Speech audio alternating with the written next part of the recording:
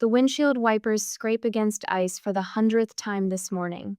My knuckles whiten on the steering wheel as another gust rocks the car. April in New England likes to remind us winter never truly leaves, it just takes brief vacations. The custom lemon lavender cake sits heavy in my lap, protected by both the seat warmer and my thighs. Brooke deserves perfection for her engagement party. She deserves a sister who drives through the storm of the decade to deliver it. She's worth every mile, every hour, every stop to scrape ice from my wipers. She's always been worth it. My phone chirps. The road ahead disappears into white nothingness as I spare a glance at the weather alert. Historic April storm intensifying, all non-essential travel strongly discouraged. 4 a.m. feels like a lifetime ago. I jolted awake before my alarm, already scrolling through weather reports. The meteorologist's grave face filled my screen. This could be the worst April storm we've seen in decades. Please, stay off the roads unless absolutely necessary. I remember snorting at the word necessary. Family is always necessary. The winter emergency kit rattled in my trunk as I left my apartment, checking off the mental list I'd prepared the night before. Flares, blankets, protein bars, extra windshield fluid. Tire chains already installed. The museum's conservation work taught me preparation means survival, whether preserving centuries-old artwork or navigating a blizzard. "You're insane to drive in this," the baker's words echo as I recall her face when I picked up the cake at dawn. She'd taken my $160 with visible reluctance. "Your sister must be something special."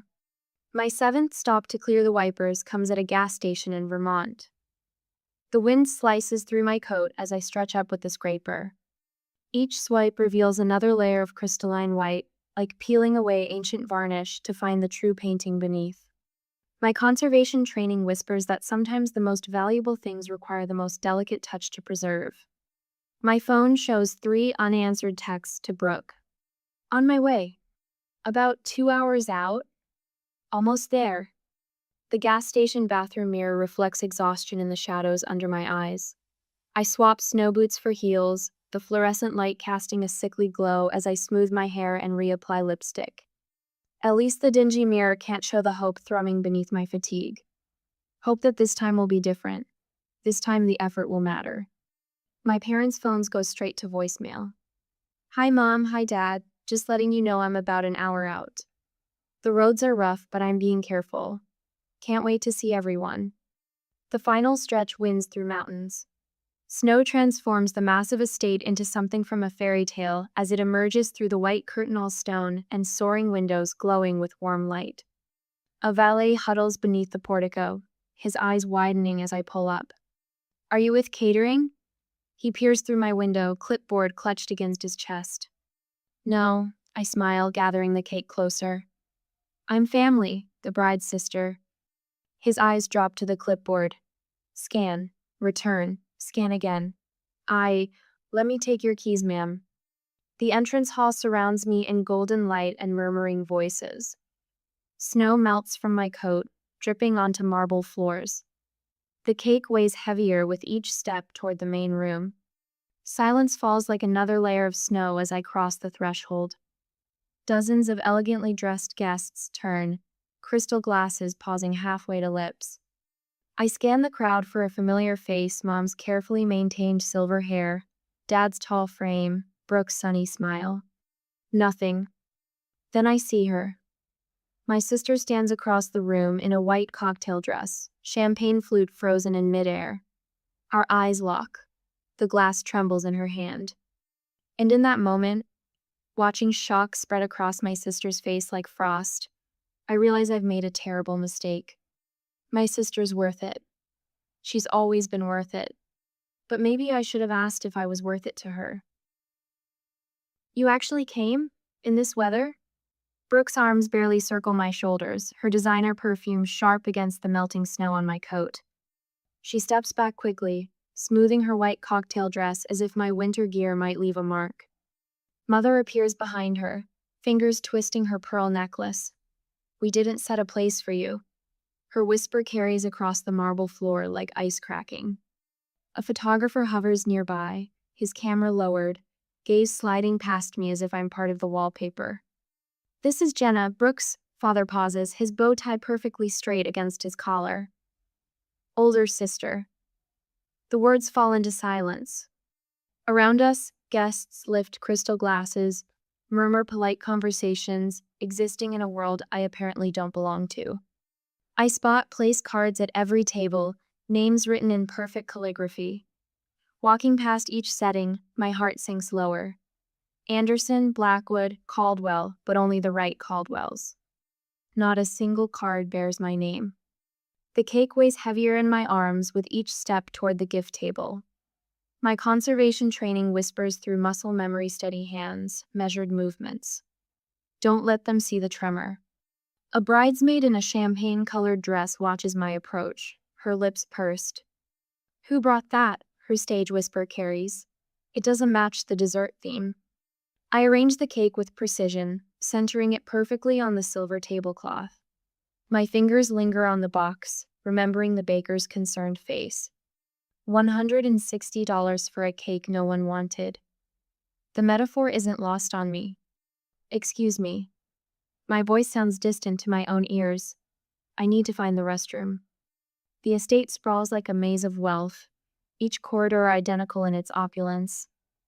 Oil paintings watch my retreat, their subjects wearing expressions as practiced as my sister's welcome. My heels click against marble, echoing my heartbeat until my phone buzzes. A group chat notification lights up my screen. I don't recognize the thread name. Brooks' perfect day planning. My number sits there, accidentally included, a digital intruder among familiar names. My thumb hovers. Training in art restoration taught me that sometimes the most devastating discoveries lie beneath the surface. Like pentimento in old paintings, the ghost of original brushstrokes revealing the artist's first truth. I scroll up. Brooks' message from 2 weeks ago fills my screen. She doesn't fit the look. We'll say the list was full. Another message follows. Don't worry, she probably won't make it through the storm anyway. The marble vanity catches me as my knees buckle. My reflection fragments in the ornate mirror, professional makeup, now streaked, carefully styled hair falling loose. The woman staring back looks like someone who just realized she's been rehearsing for a play while everyone else attended the real performance. A wrong turn down a service corridor saves me from returning to the party. Laughter floats through a partially open kitchen door, familiar laughter that once meant safety, sisterhood, home. She drove 10 hours through a blizzard. Brooks' voice slurs slightly, champagne bubbles in her words. For what? A pity cupcake? What if she'd crashed? Another voice, Taryn, Brooks' best friend since college. I'd love the silence and sympathy. Our thoughts and prayers go out. The sound of clinking glasses breaks through their giggles. My hand presses against the wall, steadying myself as the floor seems to tilt. The careful reconstruction I've maintained all these years, every holiday, every birthday, every crisis when Brooke needed McCrumbles like ancient varnish under restoration lights. Honey, are you all right? An older woman in catering black stands nearby, concern etching lines around her eyes. Her hand touches my shoulder, warm through my now cold dress. Come sit. She guides me to a small alcove, produces tissues from her apron pocket. Take a minute. Thank you. The tissue shreds between my fingers. I've catered for this family for years. Her voice carries the weight of long observation. They do this to everyone. Last Christmas, it was their cousin. Summer before that, their aunt. My phone sits heavy in my hand. A conservator's instinct whispers, document the damage, preserve the evidence. Would you? The words stick. Could you record what they're saying? Just for a minute? She nods, understanding lighting her eyes, takes my phone. Returns 3 minutes later. The recording will wait. Right now, my feet carry me back through marble corridors, past oil paintings that no longer judge. My coat slides onto my shoulders like armor. Ma'am? The valet's concern seems genuine as I emerge into the storm. The roads are getting worse. Wind whips snow against my face, but it feels warmer than the chill inside. Some storms you can see coming. The keys settle into my palm. Others blindside you. My car disappears into the white curtain of snow, party lights fading in my rearview mirror. The cake sits abandoned on their silver tablecloth, a $160 testament to a lifetime of showing up for people who never intended to make space for me. The windshield wipers battle fresh snow, marking time like a metronome.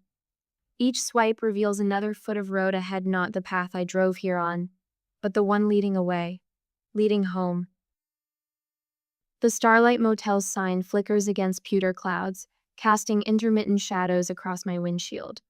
20 miles feels both too far and not far enough from the estate.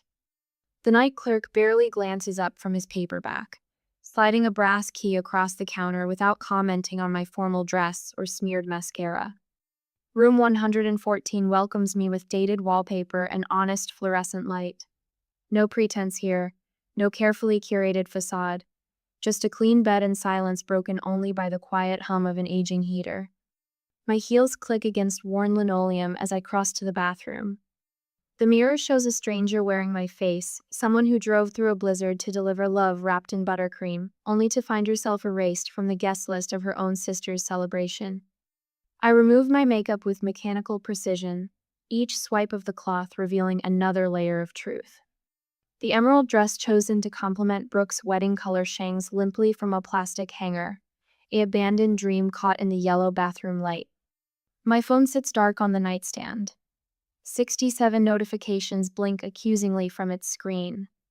I power it off with deliberate finality, choosing silence over lies.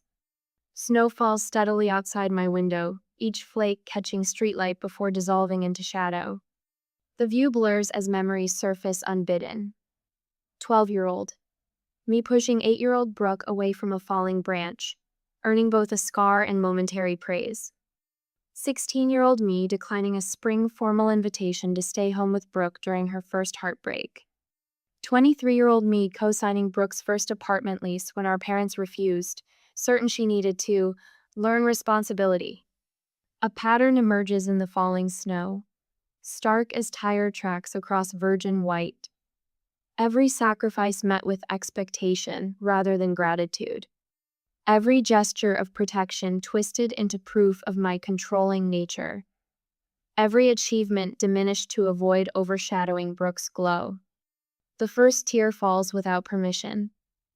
I watch it trace my cheek in the window's reflection, no longer bothering to wipe it away. These aren't tears of hurt, those will come later, I suspect. These tears carry the weight of clarity, of seeing decades of careful manipulation laid bare in a single evening. Morning arrives with brutal honesty, sunlight reflecting off fresh snow until the world appears bleached of shadow. I power on my phone, watching it vibrate with accumulated messages. Mom, you embarrassed your sister. How could you? Dad, we expect better from you. Brooke, you ruined everything again. Mom, call me immediately. Dad, your behavior was inexcusable. Brooke, I can't believe you made this about you. 14 missed calls, 23 texts, not one asking if I survived the historic storm, not one concerned whether their firstborn daughter made it safely through treacherous mountain roads. The family narrative spins without my input. I am already cast as the villain in their carefully crafted story. My thumb hovers over Instagram, knowing what I'll find but needing to see it anyway. Brooke's profile loads with professional photos from last night. Sister circles with linked arms, excluding the empty space where I should have stood. Parents beaming at their younger daughter, while champagne flutes catch crystal light. Candid laughter that looks rehearsed. Brooke's caption reads, "Perfect night with everyone who truly matters. Blessed, family first." The words burn like ice against skin. I open my own profile, hand steady as I select 3 photos. The untouched cake on my passenger seat, dawn light catching its delicate piping. My windshield half buried in snow, wipers straining against the storm. A quiet selfie in the motel mirror, emerald dress replaced by an oversized sweater, eyes clear despite smeared mascara. My caption forms without thought. Sometimes you show up for people who wouldn't shovel your name off a sidewalk. The first comment appears within minutes. Susan Mackenzie, our childhood neighbor. This doesn't surprise me. Remember when they forgot to mention your PhD defense at Christmas dinner? More notifications flow in, carrying years of silent observation. You always deserve better than their mind games. They did the same to my brother last Thanksgiving. I've been afraid to say anything. I watched them isolate my cousin the same way, sending love. My phone buzzes with a new voicemail. Mom's voice drips with familiar manipulation. Take down that post immediately. You're embarrassing us all. What will people think? Dad's text follows. This family handles things privately. You've crossed a line. Brooke's messages escalate from, how could you, to, you've ruined everything, to, mom's in tears because of you, to, delete it or don't bother coming to the wedding. The final text arrives from our family group chat. Brunch tomorrow at LeBlanc, 11 a.m. sharp. Be there if you want any chance of fixing this. I type my response with unwavering fingers. I'll be there, and I'll bring receipts. The snow continues falling outside my window, each flake carrying the weight of choice. Stay silent and maintain artificial peace, or speak truth and accept the avalanche? The answer settles like fresh powder, covering old tracks with new possibility. I order coffee from the diner next door, letting steam warm my hands as I watch morning traffic navigate the aftermath of last night's storm. Cars move cautiously, testing the road's intentions before committing to their path. A memory surfaces. Mom teaching Brooke to prepare for family photos, adjusting her smile until it looked candid. Remember, darling, she'd say, the right image matters more than the messy truth. The coffee burns my tongue, its bitter warmth chasing away the last whispers of doubt. Tomorrow's brunch will serve something stronger than French toast and forced smiles. They wanted the perfect family portrait time to show them the unedited film. The bathroom mirror of room 114 reflects a woman I barely recognize. My fingers trace each item laid out on the water-stained counter with the same precision I use handling centuries-old artwork at the museum. The small speaker contains yesterday's truth, preserved like a fly in amber. The gas station receipt marks 497 miles through winter's fury. The cake invoice bears my sister's name and a note that twists in my chest. For Brooke's perfect day. My charcoal gray suit hangs crisp against the peeling wallpaper. No flash, no frills, nothing to distract from the words I'll speak. The watch that was Grandma Catherine's marks each steady breath. She taught me that dignity requires no audience. Table for Caldwell, the hostess announces, leading me into Bellamy's, where Sunday's well-heeled diners pause over eggs Benedict and mimosas. My family clusters at a corner table, their rigid spines a united front. The empty chair might as well wear a target. I remain standing. Jenna. Mother's voice carries that familiar note of steel wrapped in silk. You're making a scene. Sit down. We're here to resolve this quietly. Father's lawyer voice, calibrated for jury manipulation. His fingers drum against the white tablecloth tell I learned to watch for during childhood interrogations. Brooke launches into what must be a rehearsed speech, her hands clasped like a televangelist's. Family chooses love over ego. We can work through this if you'll just. I drove 10 hours through a blizzard. My voice carries across the table, steady as a scalpel. The breakfast crowd's murmur dims. No place setting, no welcome, no concern whether I survive the trip. You're twisting things. Brooke's champagne flute wobbles, sending ripples through her mimosa. Actually, I withdraw the small speaker from my bag. I recorded things. The color drains from Brooke's face as her own voice fills our corner of the restaurant. She drove 10 hours through a blizzard. For what? A pity cupcake?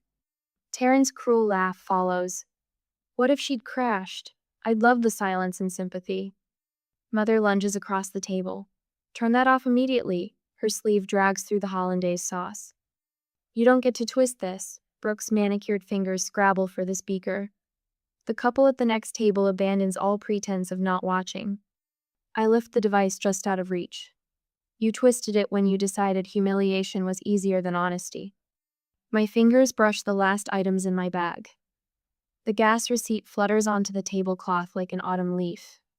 The cake invoice lands beside it, that damning note face up. For Brooke's perfect day. I would have sent the cake with love. The words emerged soft, meant more for myself than them. I just wouldn't have driven through a blizzard to deliver it myself. The floor-to-ceiling windows frame fresh snow falling outside gentle now, nothing like yesterday's fury. My heels click against marble as I walk away from their narrative, from the desperate scramble of their voices behind me. The hostess catches my eye as I pass. Her weathered face holds a lifetime of Sunday morning dramas. Your car is ready, ma'am. I pause at the doorway, not to look back at my family, but at the empty chair. The ghost of who I used to be hovers there, the good daughter, the reliable sister, the keeper of family peace at any price. She dissolves like snow against a window pane as I step into the winter morning. The steering wheel welcomes my hands like an old friend. Through the windshield, I watch my family burst from the restaurant's doors. Mother's scar streams behind her like a battle flag. Father's face bears the thundercloud scowl that once sent me scrambling for cover. Brooke stands frozen on the steps, mascara creating dark rivers down her cheeks. I start the engine. The heat blows warm against my face, carrying away the last chill of their expectations. Yesterday's blizzard taught me something about survival. Sometimes you have to drive through the storm to find clear skies. Sometimes the road home leads away from the familiar paths. My tires crunch fresh powder as I pull away from the curb. In my rearview mirror, my family shrinks to mere figures in the snow, no longer larger than life. The air in my lungs expands, full and clean, as I navigate toward a future unmarked by their maps. The stoplight ahead glows red. I wait, watching snowflakes dance in my headlights. Each one unique, they say, each one following its own path to Earth.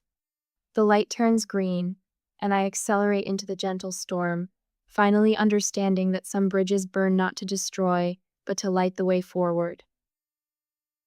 The sunrise paints the highway in shades of amber and rose, a kinder light than yesterday's blinding white. My fingers drum against the steering wheel, no longer fighting ice but keeping time with an old Eagles song. Home stretches ahead 500 miles of asphalt between me and my own life. My phone buzzes for the 40th time since brunch.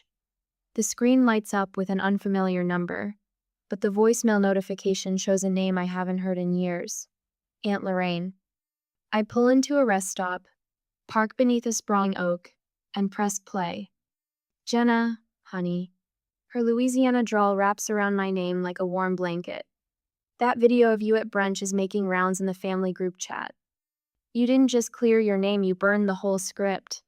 About time someone did. A pause, then softer. Call me when you came. I've got stories you should hear.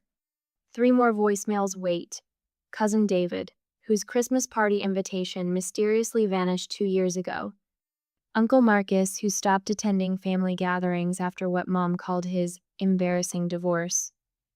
Even Brooke's future mother-in-law, asking to postpone their planned dinner until we understand some concerning patterns. The facade crumbles brick by brick. My phone chimes with a text notification. A screenshot from Brooke's engagement announcement post, comments piling up beneath the perfect photo. Wasn't there another sister? Where's Jenna? Didn't she drive through that awful storm? Mom's responses appear and vanish like smoke signals, each deletion feeding the fire of questions. 20 years of carefully curated family photos suddenly reveal their empty spaces: the missing sister, the absent cousins, the uninvited aunt. The truth spreads like springtime thaw. My key turns in my apartment lock at sunset. The space welcomes me with Silencino expectations, no performance, no need to measure every word against its potential impact. Just walls that hold my choices, my taste, my truth. The family photos lining my hallway catch the dying light. I lift each frame, studying the frozen smiles, the careful poses, the invisible strings of obligation holding everything in place. One by one, they come down. Not all of them, The candid shot of Grandma teaching me to bake stays. The faded Polaroid dad pushing my first bicycle. The blurry Christmas morning when Brooke and I wore matching pajamas before comparison poisoned everything. These memories weren't staged for social media, they hold real warmth. I sleep without setting an alarm, without checking my phone, without rehearsing responses to accusations that haven't arrived. The morning brings no guilt, no knot in my stomach, no compulsion to smooth ruffled feathers or translate hurt into more palatable portions. Peace tastes like possibility. Weeks pass in a blur of ordinary moments made extraordinary by their simplicity. I drink coffee while it's hot. I leave work on time. I say no to things I don't want to do. The world doesn't end. Then a letter arrives, thick cream envelope, formal letterhead, handwriting I don't recognize. Dear Jenna, we've never officially met, though I've heard about you for years, always in fragments, always with qualifications. I'm writing because I need to understand the family I'm planning to marry into. Brooke and I are in counseling. The things she's starting to admit about your family's dynamics have shaken both of us. The Storm story was just the catalyst. There's so much beneath the surface. I keep asking myself, if they could erase a sister so completely, what else could they justify? I don't expect you to fix this. You've already done the hardest part, showing us the truth. With respect, James. I fold the letter carefully, smoothing each crease. My response takes 3 drafts. James, thank you for reaching out. The family you're seeing now is the family that exists, not better or worse than the picture they presented, just real. More hope for healing than perfect ever did. Whatever you and Brooke decide, I respect your journey to truth. Wishing you clarity. Jenna. The call comes on a Tuesday evening, a month after brunch. I almost don't answer. The number isn't saved in my phone anymore. But something in me recognizes the timing. Some storms arrive right on schedule. Jenna? Brooke's voice cracks like thin ice. I need to tell you something. I sit on my windowsill, watching pigeons scatter across power lines. I'm listening. I was jealous. The words tumble out, raw and unpracticed. God, I've been jealous for so long, I forgot how to be anything else. You were always so complete. Like you knew who you were. Mom and Dad pushed us together, then pulled us apart, and I didn't invite you because I was scared. Of what? Of standing next to you? Of everyone seeing you and wondering why they settled for me instead? A shaky breath. The storm thing that was just proof. Who drives through a blizzard for someone who didn't even want them there? Only you. Always you. The pigeons resettle, ruffle feathers, find new positions. You could have told me. Would it have changed anything? Yes. The simplicity surprises us both. I would have sent the cake, but I wouldn't have driven through the storm to deliver it myself. Silence stretches between us, lighter than before. I started therapy, Brooke's voice steadies. Actual therapy, not just counseling with James. There's a lot to unpack. Good. The word comes without barbs, without hidden hooks. That's the most human thing you've said to me in years. Can we? She stops, recalibrates. I know I can't ask for anything, but if there's ever a chance. I'm open to a relationship, I tell her. Just not the one we had before. That one costs too much. The pigeons take flight, a sudden rush of wings against the darkening sky. Something shifts in their absence, a weight lifting, a door closing, a window opening. Some storms clean the air.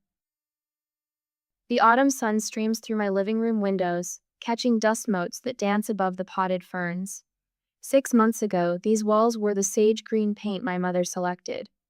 Now, the walls glow terracotta, warming the space like a perpetual sunset. My guests sprawl across secondhand furniture, chosen for comfort rather than coordinated perfection. Pass the bread, art goddess. Rachel extends grabby fingers toward the sourdough loaf, and I slide the cutting board her way. She's been calling me that since I salvaged her great-grandmother's wedding portrait from water damage last spring. Still can't believe you managed to save those colors. Mark raises his wineglass in a mock toast. To Jenna, preserver of memories worth keeping. The empty chair at my table catches the light. I used to fill every seat, cramming in bodies to avoid the appearance of absence. Now that single open space reminds me that choices matter more than capacity. Laughter bubbles up from my chest, unrehearsed and unfettered by the constant mental editing that ruled my life 6 months ago. These people know my story. They witnessed my undoing and rebuilding. They bring casseroles when I'm sick and tell me hard truths when I need them. My phone buzzes. Mom's latest text glows on the screen. Thanksgiving plans discussion needed. Traditional family dinner at 4. Brooke and Thomas confirmed. Your chair will be waiting. The old Jenna would have responded instantly, fingers flying to type. Of course, wouldn't miss it. That Jenna would have canceled her plans with friends who actually wanted her there, would have driven 10 hours to sit in a chair that felt more like a witness stand than a seat at a family table. I set the phone aside and spear a roasted carrot. The text can wait until tomorrow. My therapist Julie calls this living at my own tempo. The journal on my desk holds 6 months of weekly sessions, pages filled with the gradual untangling of obligation from love. You know what this sauce needs? Mark sniffs his plate with exaggerated concentration. A little more garlic. Everything needs more garlic in your world. Rachel throws a dinner roll at his head. He catches it one-handed and takes a huge bite. The timer chimes from my kitchen. Hold that thought about the garlic revolution.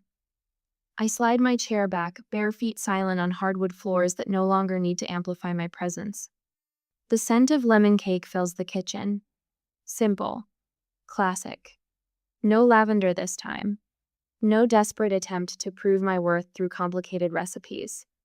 Just butter, sugar, flour, and zest, combined with the precision my conservation work taught me to value. Last week's conversation with Brooke plays in my mind as I test the cake with a toothpick. Her voice carried a new toneless polish, more rust.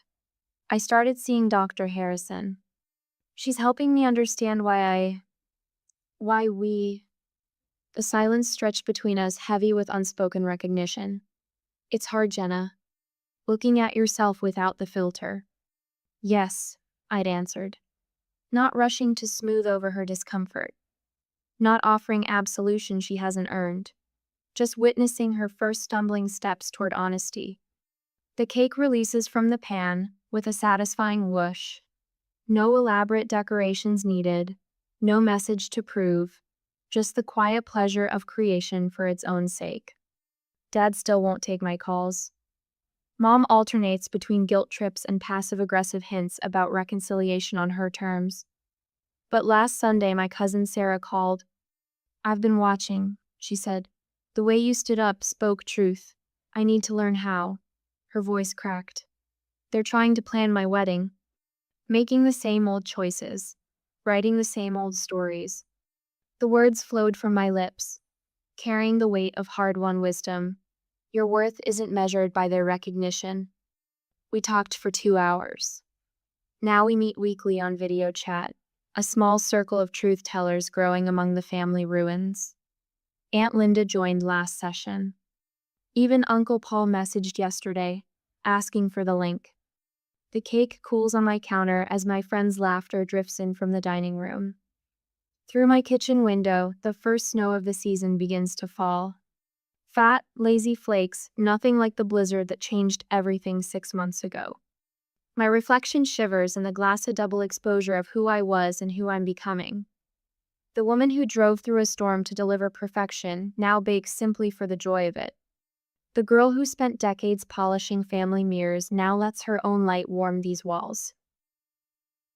White powder dusts the fire escape outside. My hands remember the weight of that lavender lemon cake, the burning cold of the steering wheel. But tonight, my palms cradle a simple white cake, unadorned and honest. In the quiet of my kitchen, I cut the first piece. The knife slides through butter-yellow crumb, releasing more citrus brightness into the air. This slice belongs to no one but me. I lift the fork to my lips, close my eyes, and taste peace. It turns out peace doesn't need anyone's permission to arrive.